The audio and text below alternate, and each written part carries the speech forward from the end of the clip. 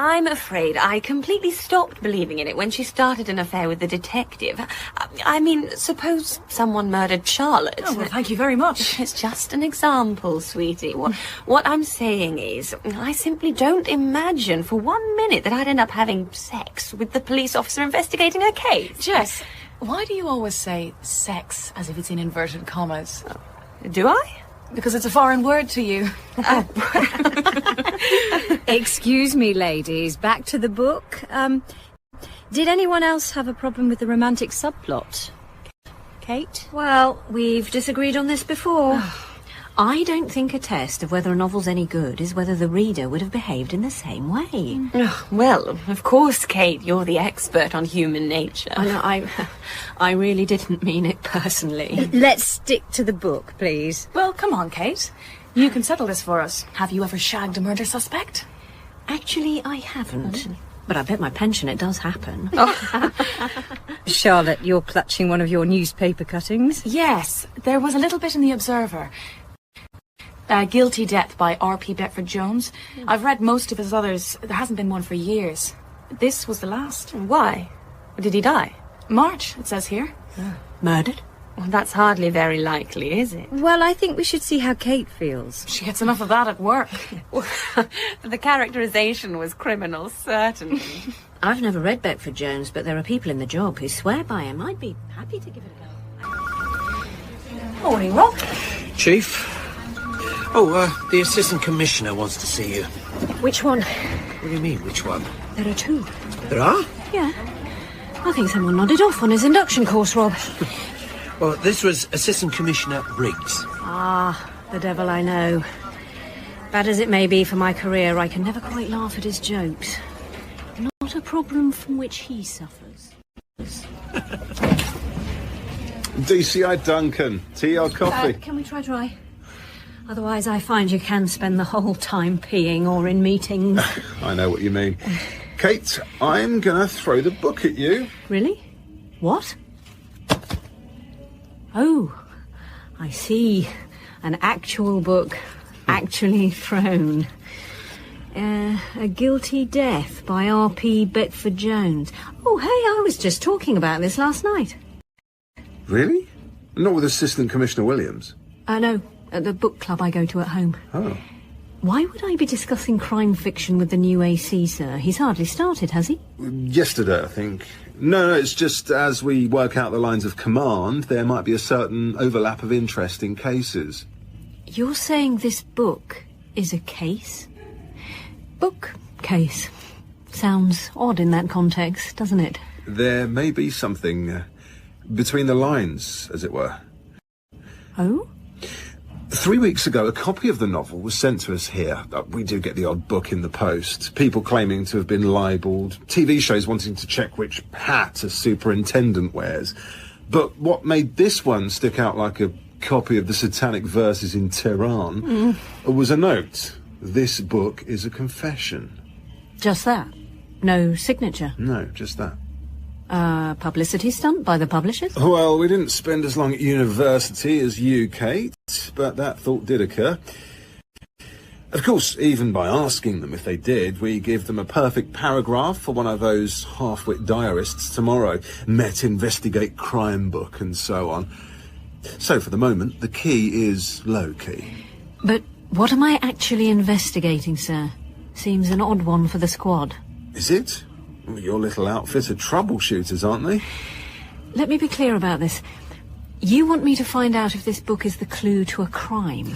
Ask a few questions, yes. I'll give you 2 reasons why we're taking this seriously, Kate. One, there was, I don't know if you read about it, a case in Belgium. A best-selling novel about a bloke who chops up his missus. They spent years giving him prizes until someone thinks to dig up his back garden. Well, the rest of his collected works will be prison diaries.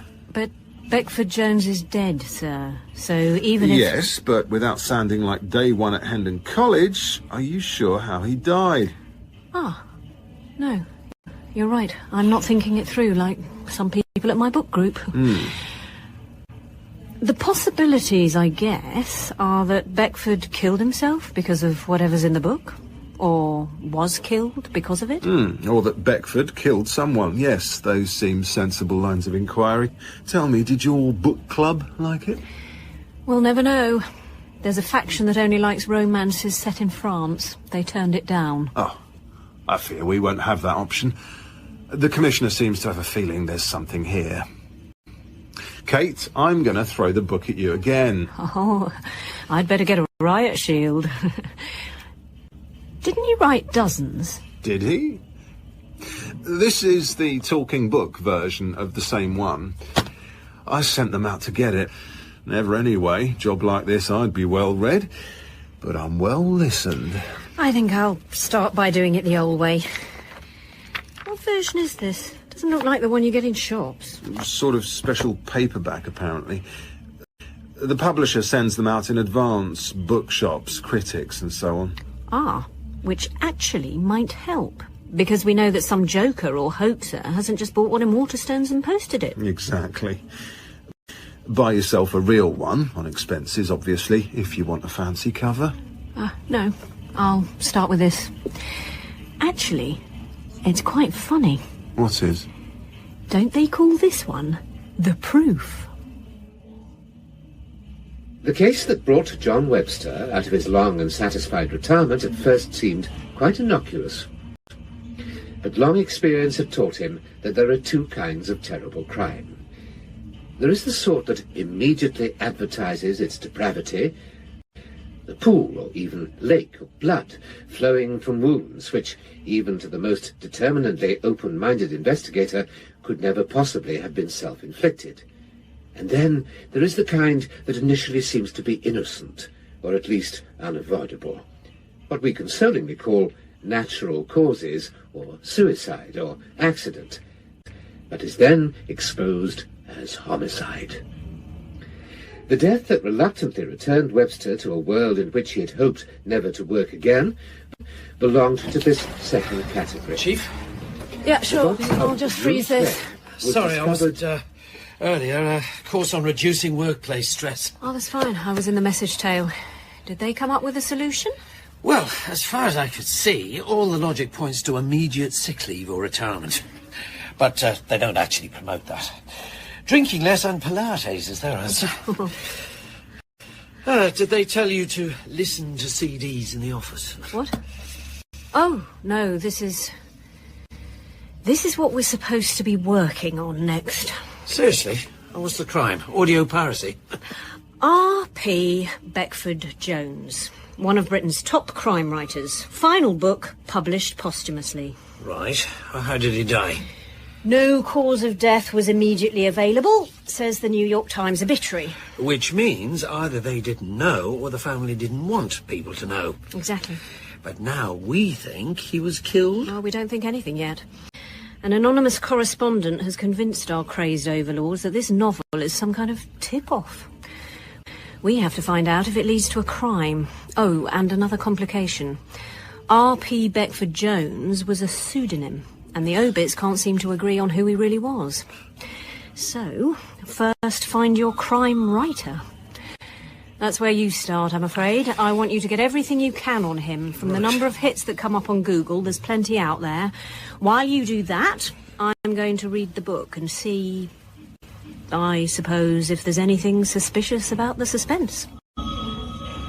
Drew Clegg was found dead in his bed, the kind of super-wide double attributed to Kings. Select left lane and The death exit was motorway. reported by Amanda, Clegg's tall, shy wife, who became, that afternoon, his tall, shy widow.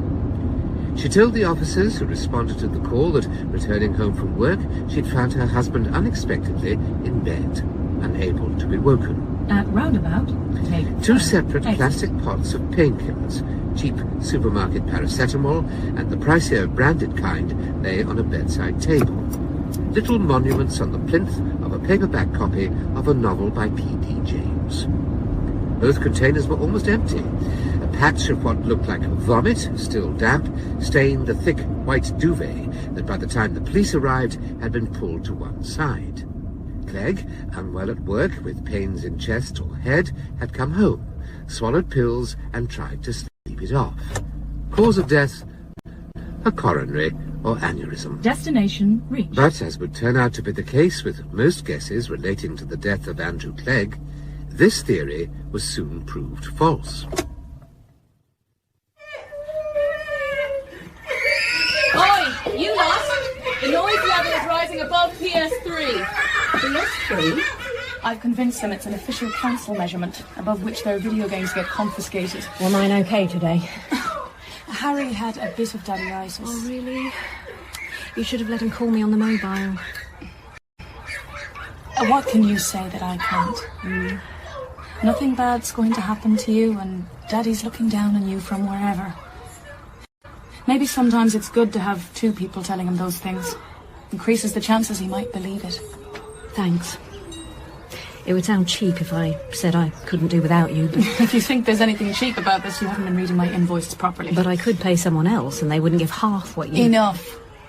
Now take your revolting brats home before I tell you what they're really like. Before I do, you can help me with something. R.P. Beckford Jones. Is this work or pleasure? Just tell me. Oh. What's happened to get the mess on his tail?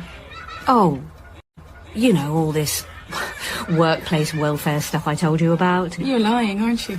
No. I know you have to sometimes. Anyway, Beckford. There must be about 20. They all have A and death in the title, with a different... Do I mean adverb? Adjective. A premature death was the first one, which is set in a hospital. A tempting death where the murder's in a church. A little death where a kid gets killed. If you want to have a look at the bookshelves, they're all over there between Julian Barnes and A.S. Byatt. And is there a policeman in them? Sort of. An ex-copper, John Webster. He teaches criminology at a university and he keeps being called back as a sort of consultant. Oh, here, I found them. A Beautiful Death. Oh, that's the one about the fashion industry. On the jacket, there's no photo of the writer or anything about him. Is that normal? I don't remember there being anything like that. And you seem to have them all. I think so. I've just ordered a new one online. As it happens, I have it in my bag. Show me. Oh, get you! You've got a proof. I actually bought one of these off eBay once. A lucky death. Can I have that one when you're finished with it? Hopefully. There's a small risk it might become evidence. So you were lying? What the hell has happened? Is the book a murder weapon? There's a possibility the book contains a crime scene. All I have to do is work out which scene it... The posthumously published final book by the English crime writer R.P. Beckford Jones has been sent to the police with an anonymous note claiming that the novel is a confession to a murder. Detective Chief Inspector Kate Duncan has been asked to investigate. It was on the day before the funeral of Drew Clegg that the results of the tissue tests showed that he'd not died of natural causes. Initial toxicology reports revealed that his blood was heavily drugged. This encouraged the view, because of the two almost empty tubs of painkillers beside the bed in which his body had been found, that he'd succumbed to an overdose, accidental or deliberate. Oh, hi. Is that a guilty death you're listening to? Yeah. Second time through. I've read half of it as well. And? I've never found myself shouting at it like I do most detective stories. You obviously knew a copper or two. And for our purposes, if the book really is some kind of confession, then what have we got? In the book, a guy dies. First they think it's his ticker, then that he's killed himself, until they realise it's murder. Don't spoil it, I might read it. Actually, I'd like you to. I've realised from this book group I'm in that no two readers see a book in the same way, so whoever sent the hardback to the yard, if they're serious, they're presumably trying to tell us that somewhere out there is a heart attack or possibly an overdose that is really something else. And which has something to do with Beckford Jones? Or a killing that he somehow knew about? Obviously, I've been hoping that the death in the book would be, I don't know, a body found in a clown's outfit in a convent. Something we could check against the case file. I hope you get further than the ones that interviewed him about his books. Don't say that, Rob. The archive search was going to be my good news, saving me all those conversations. I don't know. It's weird. These days you rarely get someone who's so Google-proof. I mean, the name he wrote under wasn't his real one, and no one can agree what was. The book's are copyrighted to a company called Rue Morgue. You know, the Iron Maiden song. Well, yes, and a book by Edgar Allan Poe before that, father of detective fiction. Right. So that's probably... I've got to search out in the company. They'd have to list directors at the very least. But I tell you, this guy's McCavity and then some. You should hear this. It's one of only 2 interviews he ever gave. OK. Radio 4, 7 years ago. We'll be back in Ambridge tomorrow at 2 p.m. But now it's time for a special edition of Front Row. Hello. For some reason, power in English crime writing has always descended through the female line.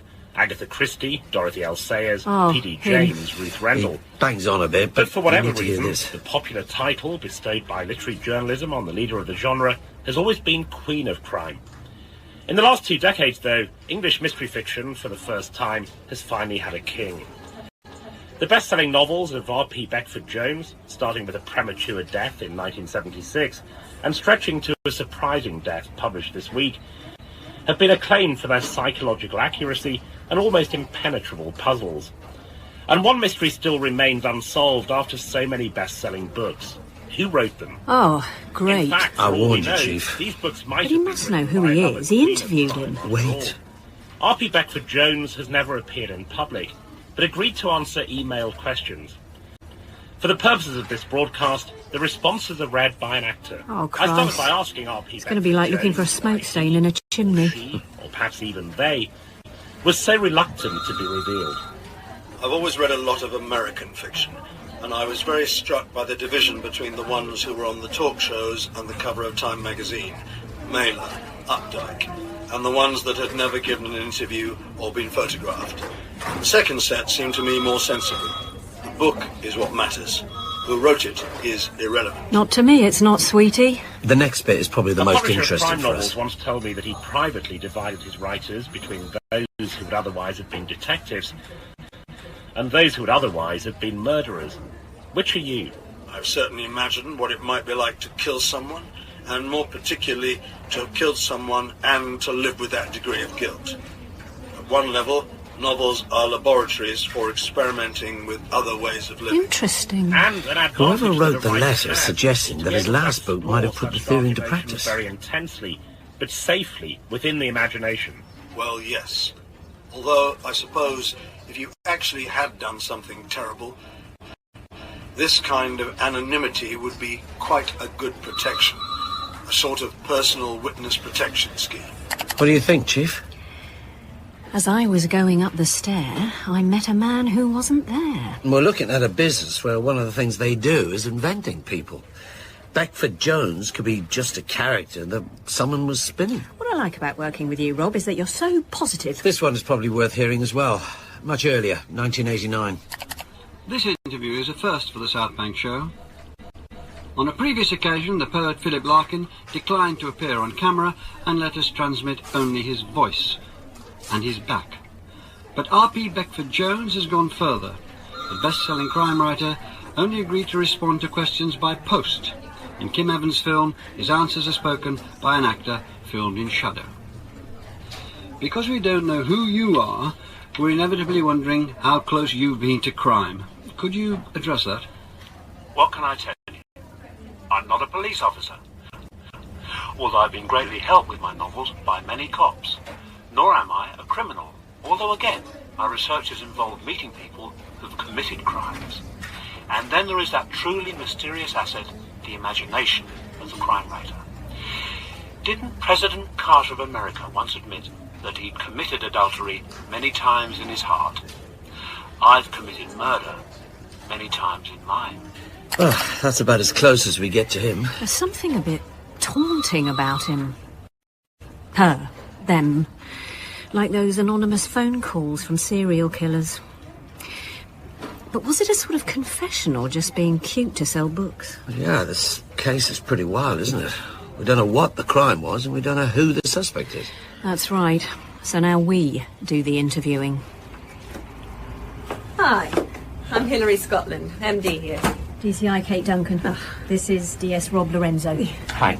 I think I bumped you by 10 minutes. So we had one of our top authors in and, well, we can't risk killing the goose or any of his other recipes. Yeah, we saw him in reception. Oh, well, please, sit.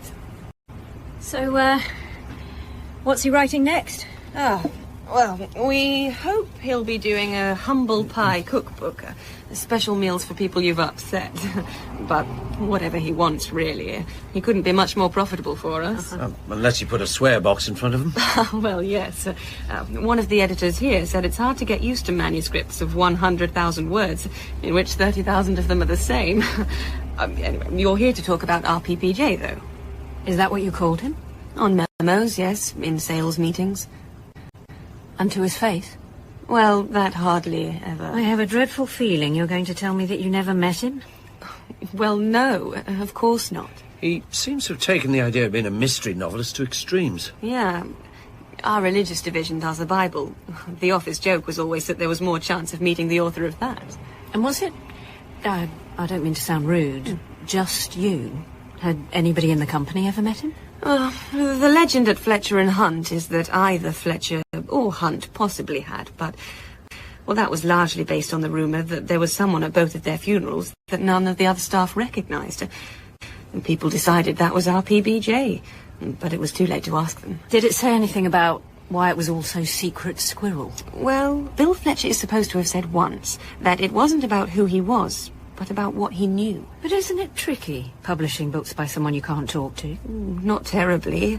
The agent sends you the writer's final version and you print it. Handling RPPJ was just like that. Editorial queries went by post at first and then email. There'd been quite a gap before the last one, hadn't there? Absolutely. A Beautiful Death was 4 years ago. Because in this case you're not taking them out to lunch to ask what they're pretending to be working on, we did wonder if the writer had possibly died. But then the script of A Guilty Death was sent on. I haven't read it yet. DCI Duncan has. Oh. What did you make of it? Well, to be honest, this is a difficult area in publishing. Frankly, if RPBJ had photocopied his dishwasher instruction manual, it would have been champagne all round. But A Guilty Death was different. It didn't read as fluently as the others. Of course, when we heard he'd died, I figured it might be because of illness. Who told you that he died? Oh, it was the same point of contact for all RPBJ stuff. The agent, Richard Hunter Smith. Pull up another chair, Detective Sergeant. I rarely have need of two, the books being written individually on the whole. Those screenplays are often a team effort, and situation comedies almost always. When did you first meet R.P., well, the writer who used the pseudonym R.P. Beckford-Jones? Your question puts me at a disadvantage. Oh, no. You never met him? I'm afraid I did not. At least not knowingly. But I actually find this quite hard to believe. Part of your job was to deal with the money. Indeed, a good 15% of the task. Well, so we can settle this quite easily. Who were the checks made out to? Well, I doubt that a mind as subtle as the one that wrote the Beckford-Jones novels would have wanted his exposure to be as elementary as that. All monies forwarded from this office were made out to Rue Morgue Limited. And where were the checks sent? And how did you communicate with them? Oh, the monies were sent by credit transfer to a dedicated account. The banking details were sent, as were the manuscripts, from a P.O. box number. Laterally, electronic messages, although with opaque addresses. I can give you all the details, I suppose. Although I inevitably wonder what you're investigating. Is it a criminal offense to be anonymous? An allegation has been made. That's all we can say at the moment. Let me ask you, did anything about A Guilty Death surprise you? Its arrival, yes. The books always came out of the blue, and on this occasion it had been a longer stretch of blue than usual. And the novel itself? Did it seem different in any way? Well, as I believe a number of reviewers commented, the enclosed domestic setting was something of a departure. Of course, at one level, the audience for these books, even myself, were reading between the lines for clues to who the author was. Are these references to wives and children autobiographical? And in that sense, one obviously wondered, reading what turned out to be the final book, if the writer had himself been one apex of a tragic love triangle. Really? That's interesting. Perhaps, although finally irrelevant. There should always be some mystery in where literature comes from. Though not, perhaps, I understand, to a detective. So, who told you that Beckford Jones was dead? A typed announcement sent from the P.O. Box number and electronic address. What? So there's actually no evidence that he's dead? Well, to be pedantic, there's no evidence that he ever lived. Except for the books, which, as I have said, are enough for me. There was one question John Webster dreaded being asked after sex. What are you thinking? Too often, the honest answer would have been that he was thinking of something or someone that would have angered the woman with whom he'd apparently been so intimate. But on this occasion, he was thinking something so dangerous that he could not possibly voice it. As Webster lay in the fondly draped arms of Amanda Clegg, he suddenly understood that she had murdered her husband. Wow, sort of wish I hadn't known that before reading it. If it is autobiographical, makes you wonder what the hell we're in. Oh, Lorenzo? Yeah. Okay. Yep, thanks. We've got the search back on Rue Morgue. There are 2 directors listed, John Richard Webster and Alice Susan Webster. John Webster? But he's a character in Beckford Jones's books. Detective Chief Inspector Kate Duncan is investigating allegations that A Guilty Death, the posthumously published final novel by celebrated mystery writer R.P. Beckford Jones, contained a confession to a real-life crime. But so far, her investigation has failed even to reveal who the pseudonymous author was. Oh, Kate. Assistant Commissioner? Yeah, I thought to catch up on the book thing. Well, that wouldn't need a meeting. A shout across the corridor would do. Oh, have you found any evidence that the novel describes a crime? At the moment, we still haven't established who wrote the book. But he was one of the best-known writers. One of the best-known pseudonyms. Publisher and agent swear they never got closer to him than a letterbox. We've chased the payments through a company called Rue Morgue to someone called John Webster. But that's the name of... The central character. Well, a 17th century playwright and the detective in Beckford Jones's books, yes. Seems the wrong way round from usual. The writer doesn't exist, but the hero does. And have you found this Webster? If Webster is Beckford Jones, then he's dead. Or pretending to be. We're checking the addresses we've got. Good. Well, I don't really see that you could be doing any more. Should I be doing anything, though, sir? At the moment, we've no crime and no criminal. No, keep going. I just have a feeling that there's something there. Oh, and by the way, has Assistant Commissioner Williams mentioned this investigation to you yet? No. I mean, what is there for... I'm just wary of doubling up. Wasting police time, as it were. Better if you deal directly with me on this. Prevented by her defensive posture from looking her in the eye, Webster addressed a curl of hair about the ear he could see. And you were alone when you found him. John, you know I was. And realizing he was dead, you vomited over the body in shock. I told you over and over. It's embarrassing, but yes. Amanda, the thing about sick is, and this surprised me as well, I mean, it's not like leaving... Okay, it's nearly over. It's not made really, of Chief? DNA. What's happened? I mean the audio book. Oh, do you want me to... No, keep listening. The tests are back, and look, I'm afraid it wasn't you who threw up over Drew's body. It was someone else. She remained unable to face him, but her head sunk lower. I think I probably know who it was, Amanda. I can prove it with just another test. Or why don't you just tell me? End of CD 3. Can you leave it there for now? Oh, sure. So, how did it go with the deputy headmaster? He seemed remarkably untroubled by the fact that we haven't found anyone or anything to investigate yet.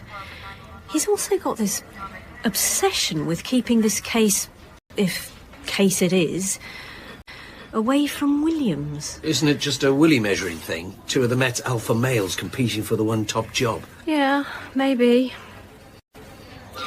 Rob, I've been thinking. I have never known an investigation like this. The crazed overlords are telling us to keep digging when we haven't even found a patch of soil to raise the spade over. I assume we haven't got a trace of John Webster yet? No, but the team are on it. While we wait, I had the idea that... Look, maybe we're getting too hung up on the fact that we're investigating, in effect, a book. Instead of 423 pages of fiction, 4 CDs of an audiobook, maybe we should think of it as evidence. A cold case. A CPS file. Let's summarise what we've got and see if we can find a crime there. Well, I'm not sure I... Summarise the facts of the case for me. But I don't know how the story ends. I've got one more CD to go. I know. I think that's probably useful. If it was a case file, we wouldn't have the ending. Tell me what you know. Okay, can I have... No, without looking at the book. What you remember.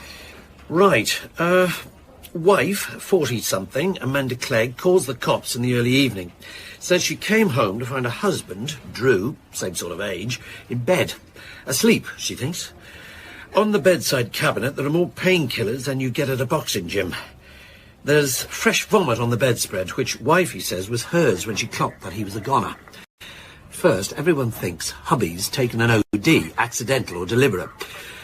Turns out that he was smothered, probably with a pillow on the wife's side of the bed. Analysis of a full tray from a Marks & Spencer's gourmet pub range, sausage and 3-bean casserole, reveal that someone has even been mixing painkillers into his meals. Analysis of the human spew found on the duvet reveals that it is not that of Amanda Clegg. That's as far as I got with the CDs.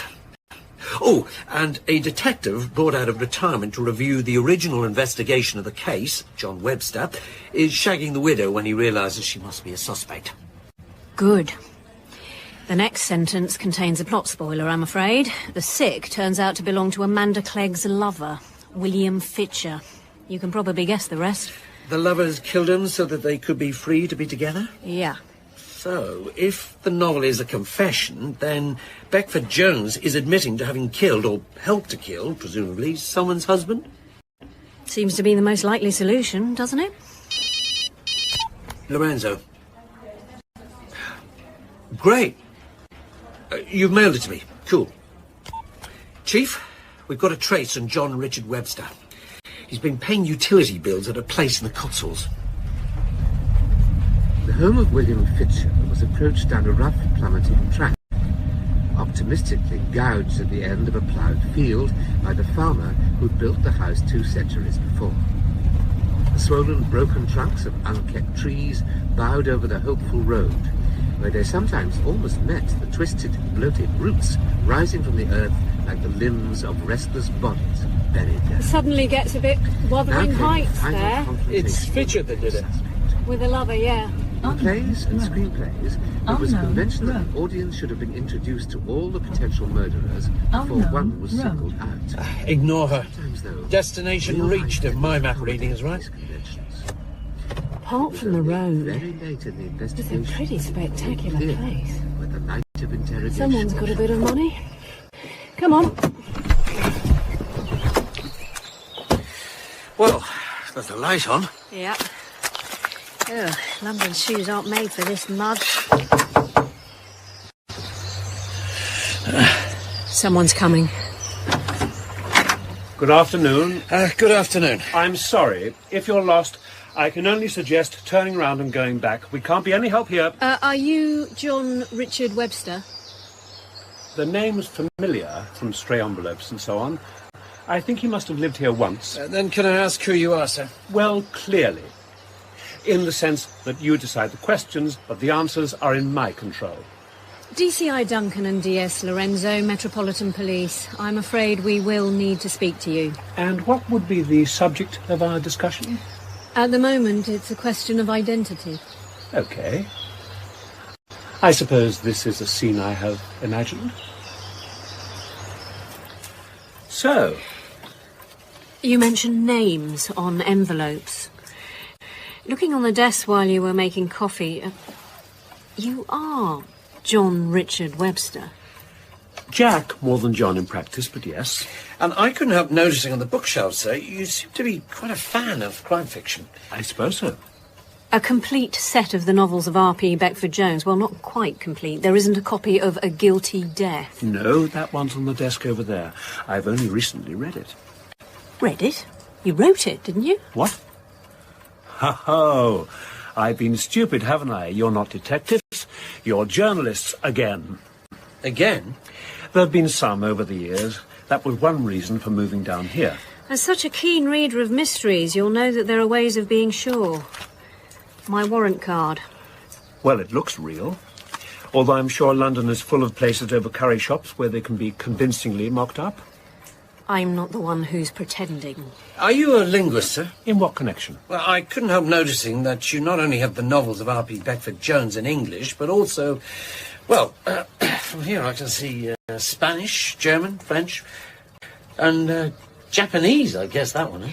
Unless you happen to be teaching yourself languages through cop novels, I'd reckon a collection like that is unlikely to be found outside the study of R.P. Beckford-Jones himself. Look, I simply don't understand in what circumstances my bookshelves can be under investigation. Mr. Webster, we can probably clear this up quite quickly. A copy of A Guilty Death was sent to the police with a note suggesting that it described an actual crime. Is that right? And do you know who wrote the note? No. We didn't know until this afternoon who wrote the novel. And who did? Oh, come on, Mr. Webster. There are writers I really like, but I don't feel inclined to collect their books in 20 languages. Look, I can be absolutely clear about this. I did not write A Guilty Death. Mr. Webster, if you choose to go on lying about having written the novel, we'll only become more suspicious about what's in it. The distinction was a precise one. I wrote the previous 16 books published under the name R.P. Beckford-Jones. I did not write this one. Okay. That's good. And do you know who did write it? No. I knew nothing about it until I saw it on the Amazon site one day last year. Why didn't you come forward and say, I didn't write it? Because distinguishing I from he, or whoever, would have entailed revealing who I was. The recluse is always vulnerable to impersonation. And that's why you didn't try to claim the royalties on A Guilty Death? Absolutely. A writer wanted to be paid for his own work, but not for anyone else's. Also, it had the feel of a trap, that by coming forward, I might be forced to expose myself. A trap? Who would want to trap you? Oh, I wasn't thinking of anyone specifically. A reader? A biographer? It seems a lot of trouble to go to, for someone to fake a whole novel. Richard Hunter Smith, the literary agent, received a message that Beckford-Jones was dead. Did you write that? Yes, that was me. Why did you do that? Now that someone else was writing novels under the name, it seemed the quickest way of stopping them. At least they could only publish one. Although it also meant that you could never write another one yourself. Oh, I decided to retire Beckford-Jones 4 years ago. Why? This is what I don't quite get. Why were you so keen, in the first place, to publish books without anyone knowing who you were? A fantasy of the anonymous celebrity. It excited me. I became obsessed with the fact that J.D. Salinger could be a famous writer and yet completely invisible. And then, if you extended that to the idea of a crime writer who was just an alibi... And yet you gave the hero your own name? Yes. A little in joke. Before I settled on detective fiction, I was going to write those fancy novels with trick endings. And is it true that you attended the funerals of your publishers? Oh, yes. A publisher is a kind of father or mother. I'm not the kind of man who would miss his parents' funerals, nor were those my only incognito appearances. I sat quietly in discussions of the work of R.P. Beckford-Jones at various literary festivals. At the Harrogate Crime Writing Festival, in the bar late at night, I watched with fascination as a best-selling thriller writer talked a young publicity assistant into bed with the whispered confidence that he was secretly R.P. Beckford-Jones. Can I ask you why you decided to stop writing the novels? 4 years ago, you said? Yes, that was when I suffered a bereavement. My first reader. Alice Susan Webster? What? 2 directors were listed for Rue Morgue. John Richard Webster, Alice Susan Webster. Yes. She was my wife. I understand if this is painful. Do you mind my asking how she died? Well, there was an open verdict at the inquest. She'd been depressed, I think. I didn't realise quite to what extent. You said that you'd been reading A Guilty Death. Yes, well, obviously, I was curious. Do you think it's a convincing imitation? It's like hearing your own voice played back on very faulty speakers. Something did strike me, though. It was written by a writer, an accomplished one. And do you have any idea who that writer was? If you were ever to find out. DCI Kate Duncan is investigating claims that A Guilty Death, the posthumously published novel by R.P. Beckford Jones, contains a confession to a crime. A recluse called John Webster has admitted to publishing 16 novels under the pseudonym, but decades before, his church-fearing mother had wanted him to be a priest, and he always felt something sacramental in the ritual repetition of the long-spoken words that closed a case. "Amanda Clegg," he said, "I am arresting you in connection with the murder of Andrew Peter Clegg on or about the 3rd of January, 2004. At Junction 7. The final words of a priest, however, were, "Go in peace." And there could be no peace for death-haunted John Webster. He had brought 2 more guilty people to justice, but there would always be another one. And for Webster to bring him to justice would be both the easiest and the hardest assignment of his life. End of CD 4. A Guilty Death by R.P. Beckford Jones was read by... First time round, I thought that was a disappointing ending. Inconclusive. But now, of course, I see that's the point. Oh, sure. Whoever wrote them, those final lines are supposed to hang like a noose over John Webster's neck. Yeah, whoever wrote them. Half an hour ago, I thought we'd found our author, but now we're back, well, not quite where we started. At least we know what a guilty death is supposed to be a confession to. Someone is trying to say that John Webster murdered his wife. Yeah, or at least a wife. Someone's wife. We'll need a search on the death of Alice Susan Webster. Right. And we'd better go back to where we started. Put Fletcher and Hunt in the sat-nav. Can you just tell us again the way that the manuscript of A Guilty Death arrived? The way they always did, from his agent. And the packaging, the way it looked and so on, there was nothing different about that? Well, I don't think so. But, you know, even in my time here, scripts have become less distinctive. On that point, was there anything at all as a reader that made this book seem different from the other books by Beckford Jones? Bloody hell, you think the final novel was a con, don't you? It's funny. When I saw that Howard Hughes movie... Just tell us, to your professional eye, was there anything that... Well, I told you when you were here before, the grammar and spelling were quite dodgy. Which was odd, because Beckford Jones had always been a bit of a queen for that. But I think he must have realised, because he cleaned it all up on the author's revised. In fact, I wonder if he was a bit unhappy with the whole thing. He'd never done so much on galleys. Galleys? Are the big page proofs we send to authors. In places he practically rewrote the book, even changing characters' names and so on. In a way, it was quite exciting, the biggest connection we'd ever had to him. Generally, he'd just correct a few words. And given that you never met, how did Beckford Jones correct his proofs? Like everything else, it all went through the agent. The manuscript, the galleys, would you have them here? Sorry, no, again, the agent. Can you tell me again, please? How did you receive the manuscript of A Guilty Death? Oh, there's no mystery there. It arrived the way they always did, by post, out of nowhere. And once the manuscript arrived? I sent it to Hilary Scotland at Fletcher and Hunt. The deal was rapidly agreed, as indeed it should have been. Given his sales, I was more or less sending them a license to print money. And as I understand it, the next stage was that you would send the manuscript to the writer for correction? Mm-hmm. Yes, that's it. Miss Scotland would list any questions she had, and I would mail them to the author. And when we first spoke, I think you told me that you would use a series of addresses you would send. Indeed. Just after this script arrived, we'd be emailed a P.O. Box number for correspondence relating to that title. Actually, as I recall, with the guilty death, that didn't happen, so we just used the details we had on file. And the text came back corrected, so... Chief, this means... Later, Rob. The publisher said that there were very many more changes to this book than the previous ones. That's fair, yes. She also said that the spelling and everything was sloppier than she'd have expected. Well, yes, there was evidence of a certain slippage there. Didn't you wonder why that was? Well, of course I did. I wondered if Beckford Jones were unwell. The news of his death soon afterwards rather confirmed this view. Would you still have the email that announced his death? The teenagers who deal with these things for me say that the evidence exists forever. I can put you in touch with them. Good. Thanks. And Hilary Scotland said that you would have the manuscript and galley proofs? They also exist forever, although, alas, elsewhere. All of that material has now gone to the R.P. Beckford Jones Manuscript Collection at the University of East Anglia.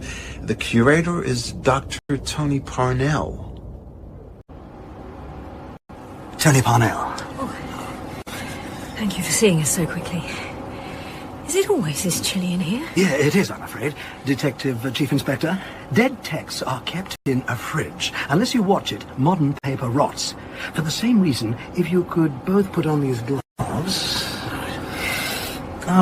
presumably, this is some kind of copyright dispute, There's someone saying that they wrote the books and laying claim to the estate? Something like that. And what you do here is... Literary forensics. A relatively new field. I started out in Marlovian dubia. What on earth? I know. In the language business, we've invented our own. Texts that have been doubtfully attributed to Christopher Marlowe. Are they? Aren't they? With the additional complication of the writer's identity. Was he Shakespeare? Was he a spy? But isn't it... I don't mean to be rude. Isn't it just clever guesses? I mean, you call it forensics, but it's not like ours. That stain leads to that perpetrator. Not as precisely, no. Sure, we're stuck with our blood and stuff, but can change our writing style. But there is a kind of literary DNA, linguistic fingerprints. A writer has basic language habits wired deep into the brain. One of mine, you may not have noticed verbally, is that I'm more than happy to begin new sentences with the conjunction but. But I have colleagues who were beaten by their English teachers into never doing so. In any block of text of a reasonable length, there will be numerous such clues of usage. But, there I go again, you have to be careful. What I do is chase the changes. The central limitation of literary forensics is that a pseudonymous author can only be exposed if he or she has also written something else. The Beckford Jones author, though, seems only to have published under that identity. The writer had clearly learned some linguistic lessons from Le Carré and Chandler, but otherwise he was his own man, whoever that is. You said that there are literary fingerprints. How do you, just for them? Analyzing big blocks of electronic text. I find 10,000 words to be a useful unit. I build up a profile of language habits, even the use of function words. Sorry. The tiddlers. And, but, of the. I'd be surprised if the Beckford Jones author were not a relatively well-educated white male born between 70 and 75 years ago. That's interesting. Tell me, once a language pattern is established, would it vary much? It's a nice question.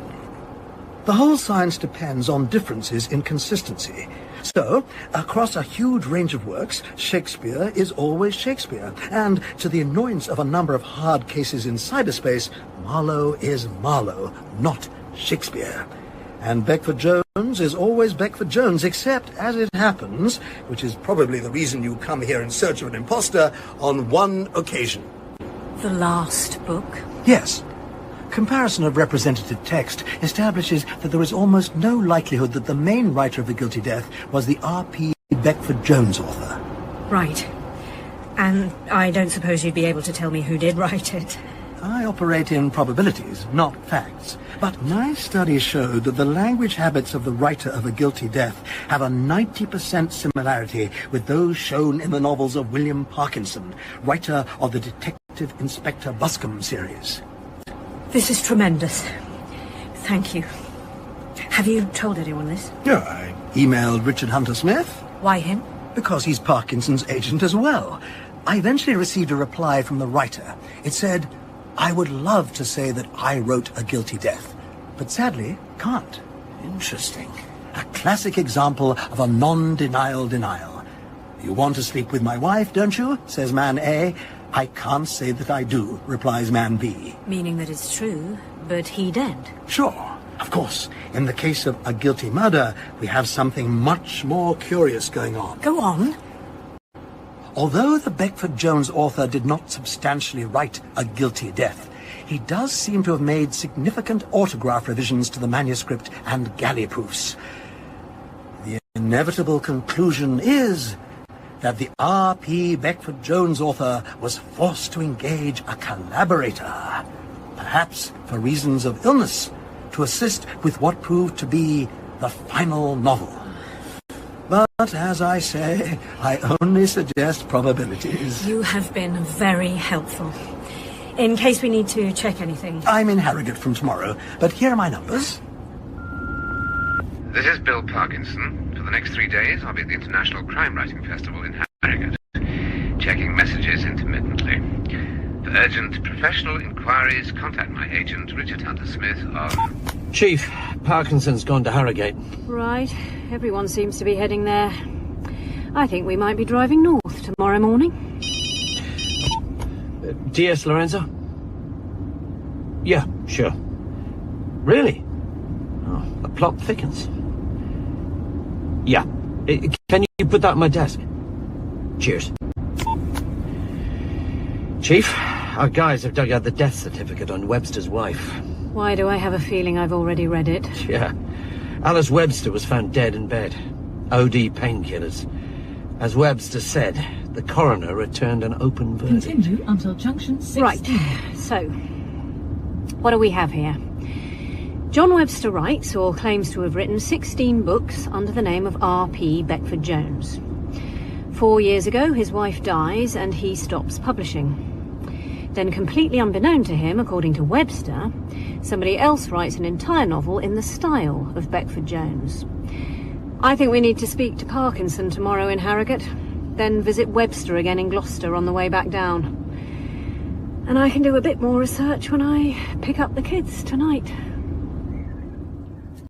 You'd say if it gets too much, wouldn't you? Having them. As I've told you, A, you're my friend, and B, you pay me. So if A ever starts to go down, B can always go up. But not yet. Sure.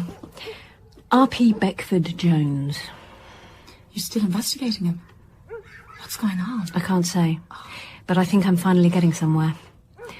Have you finished the new one I gave you? Yeah, I have. You're making a face. Not one of his best? No. Hello? Kate, can you brief me on the book thing? Oh, Assistant Commissioner. It's difficult to speak here, but we now strongly believe that whoever sent us the book was right to be suspicious. Very good. I think I somehow always knew that. Sir, can I ask you something? The question of who sent us the book obviously becomes relevant. Oh, really? Was there any packaging or... Oh, I certainly don't recall there being any on my desk. By the way, has Assistant... No, sir.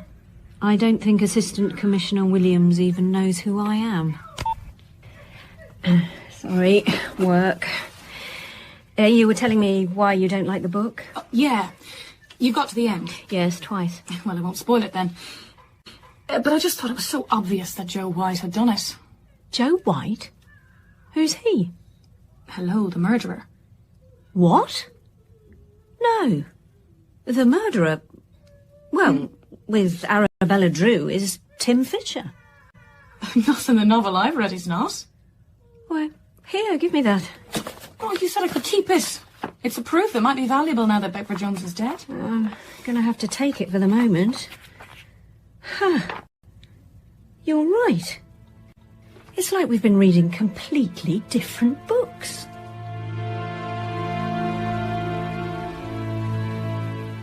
A Guilty Death was the posthumously published final novel by the pseudonymous crime writer R.P. Beckford-Jones. DCI Kate Duncan has discovered that the book seems to describe an actual murder, but though the reclusive author John Webster has admitted to publishing 16 books as Beckford Jones, he insists that the final one was written by someone else. Kate has discovered that many of those involved in the case are scheduled to appear at the International Crime Writing Festival in Harrogate. I can tell you that at Fletcher and Hunt, we're desperate to find the next R.P. Beckford Jones. Okay, a few more hands up, but we're going to have to stop there. Thank you to Hilary Scotland for that insight into crime publishing. Coffee and tea are being served in the library. Good morning. Once she goes through that door, every would-be writer in Britain will grab her. Should we... Miss Scotland? Yes? Oh, hi, Detective Inspector. Oh, I'm pleased to see you're such a fan of crime novels. Maybe you should write one.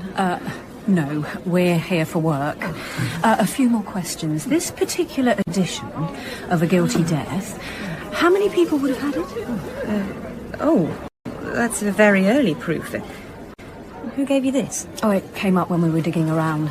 I was surprised by how different it was from the published version.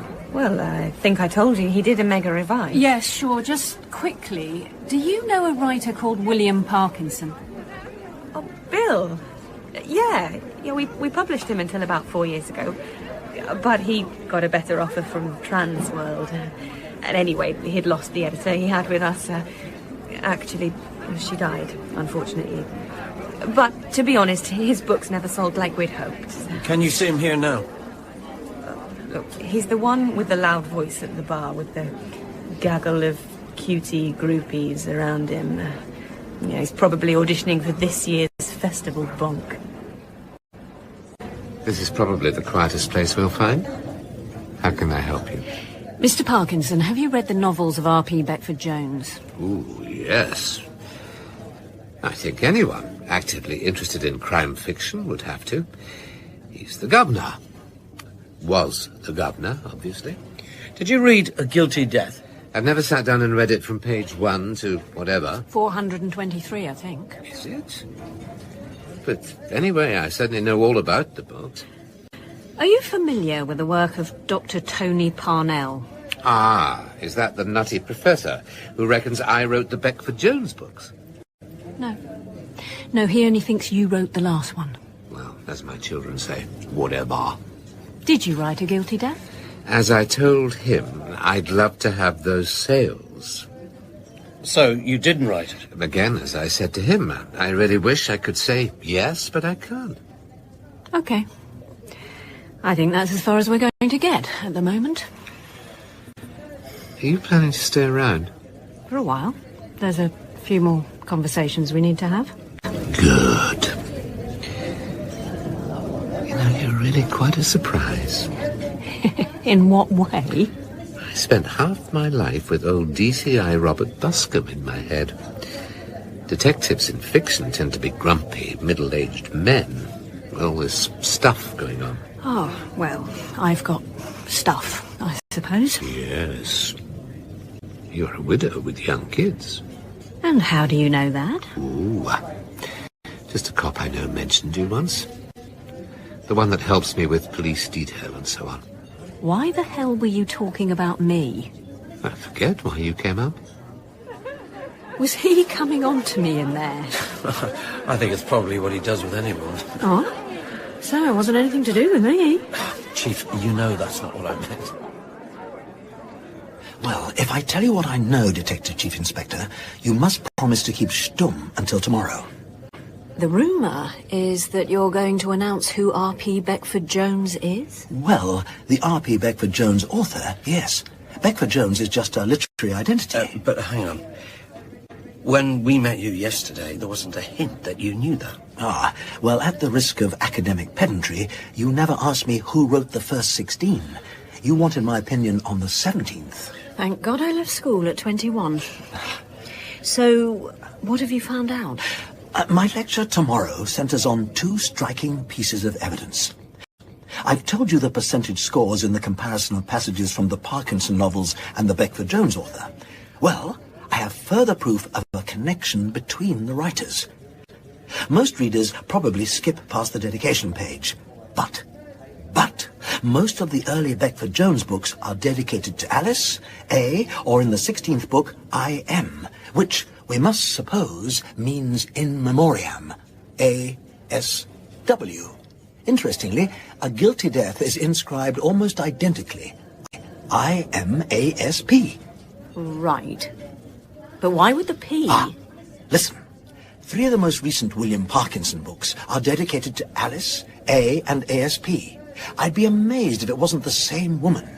Oh, it sounds as if you might be onto something there. But that doesn't tell you who Beckford Jones was. No, but my other little bombshell does.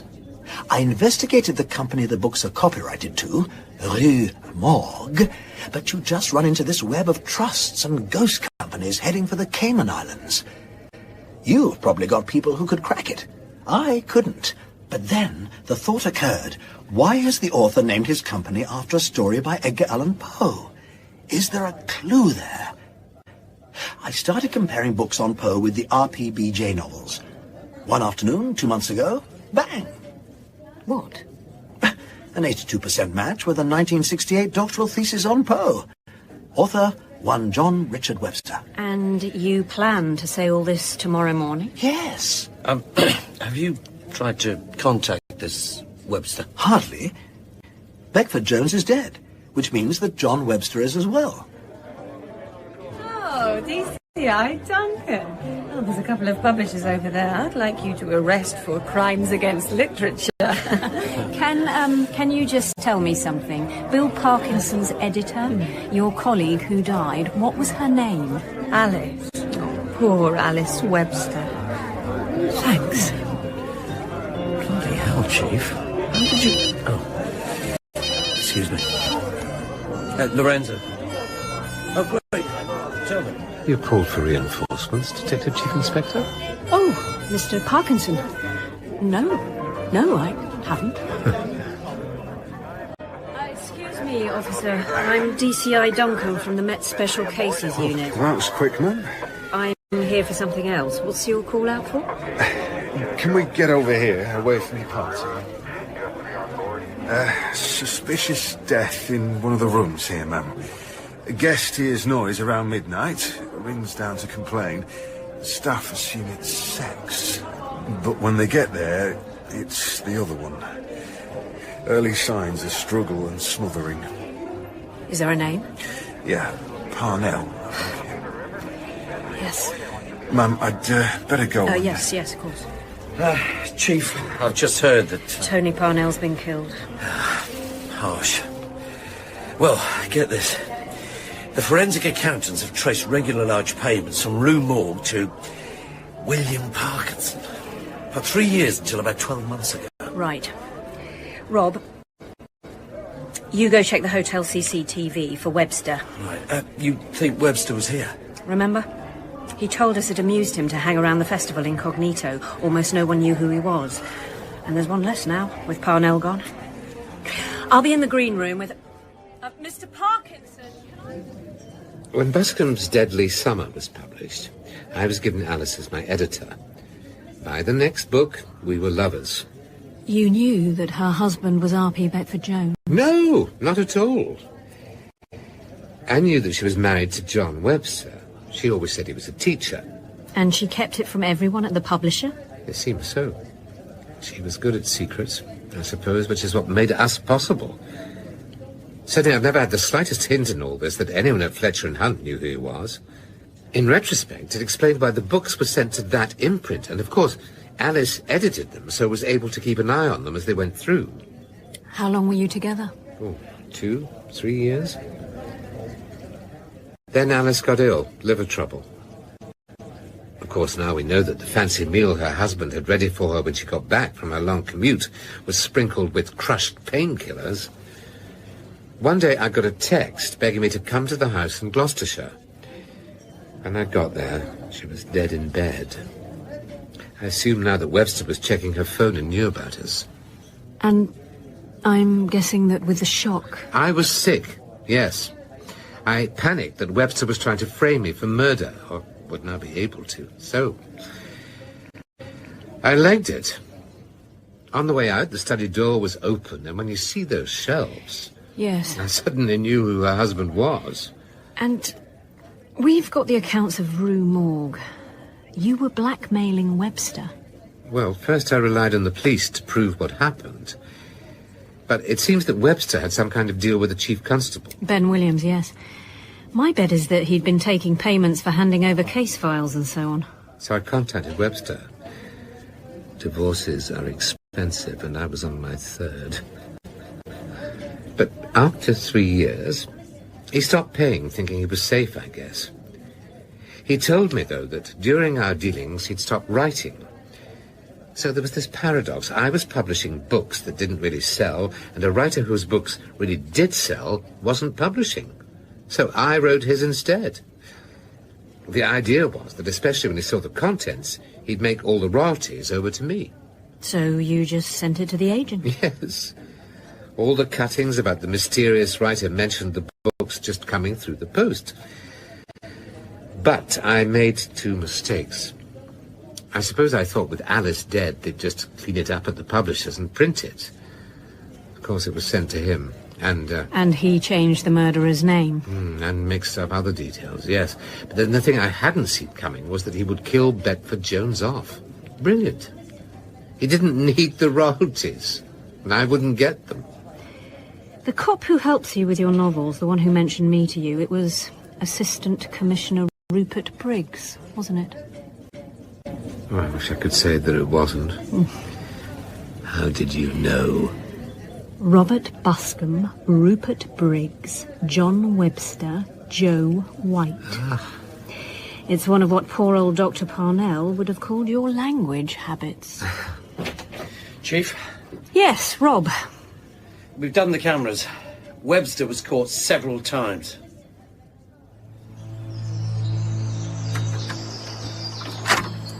John Richard Webster, I'm arresting you on suspicion of the murder of Alice Susan Webster on or about the 3rd of January 2004. And on suspicion... Good morning, good morning. You seem very cheerful, Assistant Commissioner. Deputy Commissioner now, in fact.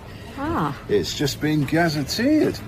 The command structure has been reshuffled since A.C. Williams was suspended. The question's over a suspicious death investigation when he ran Gloucestershire, apparently. There may be other changes soon. Apparently the Mayor of London's not very happy with the new man either. Sir, why didn't you just dob in Williams yourself? Why do it in this roundabout way? It wasn't really something I could do in my own name, so I used a sort of pseudonym.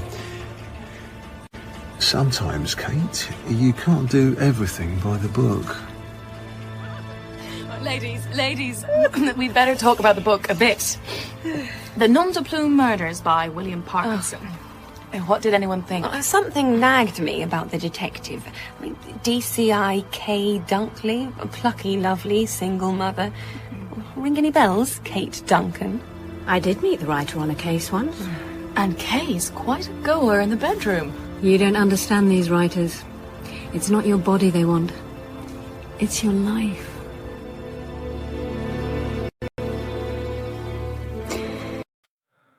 This world is endless, so wide, so broad, but somehow I'm still lost in you.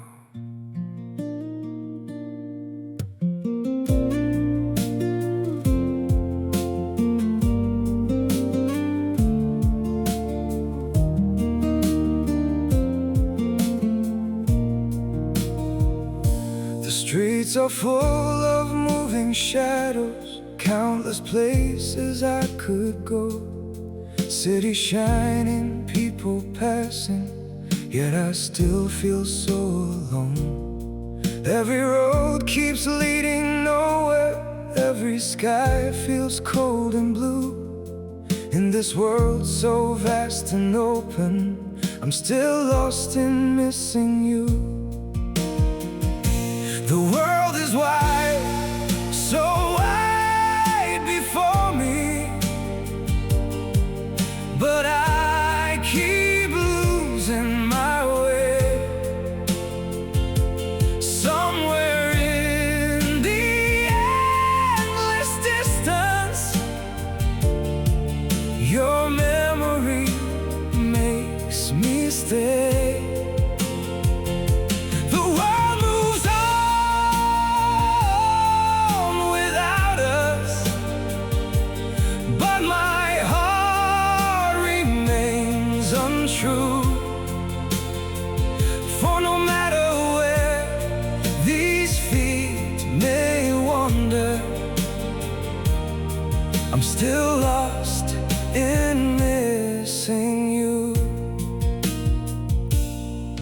I have tried to outrun silence, tried to leave your ghost behind, but your name still echoes softly through the corners of my mind. The world is wide, so wide before me, but I keep losing my way. Somewhere in the endless distance, your memory makes me stay. The world moves on without us, but my heart remains untrue. For no matter where these feet may wander, I'm still lost in missing you. Maybe someday I'll stop searching for your face in every crowd, but until that day, this broken heart will keep calling your name out. The world is wide, so wide before me, but I keep losing my way. Somewhere in the endless distance, your memory makes me stay. The world moves on without us, but my heart remains untrue. For no matter where these feet may wander, I'm still lost in missing you.